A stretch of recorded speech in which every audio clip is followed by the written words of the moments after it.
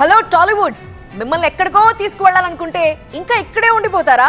సమస్యల సుడిగుండాల్లోనే చిక్కుకుంటారా? సమస్యల్ని పరిష్కరించుకొని Hollywood range కి ఎదగాలని లేదా?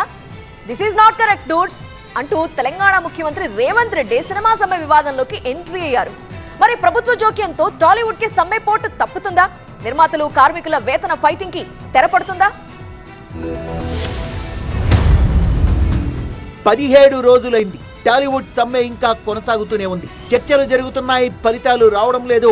ముమ్మూర భేటీలు కొనసాగాయి, అయినా సమస్య మాత్రం కొలిక్కి రావడం లేదు. టాలీవుడ్ పెద్దలు జోక్యం చేసుకున్నారు, అయినా సరే సమ్మెట పోటు తప్పలేదు. దీంతో ఇప్పుడు ఏకంగా తెలంగాణ సర్కారే సమ్మె వివాదంలోకి ఎంట్రీ ఇచ్చింది. దీంతో ఇష్యూ మరో టర్న్ తీసుకుంది.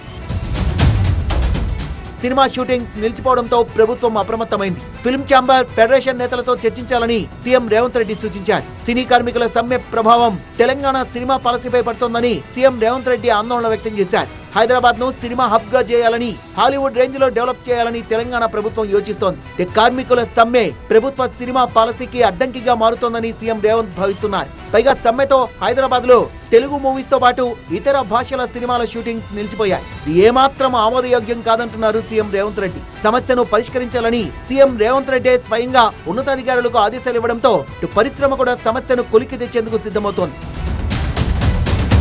షెడ్యూల్ ప్రకారం ముందు నిర్మాతలతో, ఆ తర్వాత ఫెడరేషన్ తో ఇవాళ చర్చలు జరపాల్సింది ఫిల్మ్ ఛాంబర్.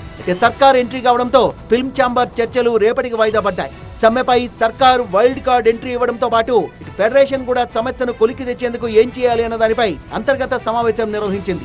అందుబాటులో ఉన్న 24 క్రాఫ్ట్స్ విభాగాలతో చర్చించింది. భవిష్యత్ కార్యాచరణపై సర్కార్ సూచనలపై ఇందులో చర్చించారు.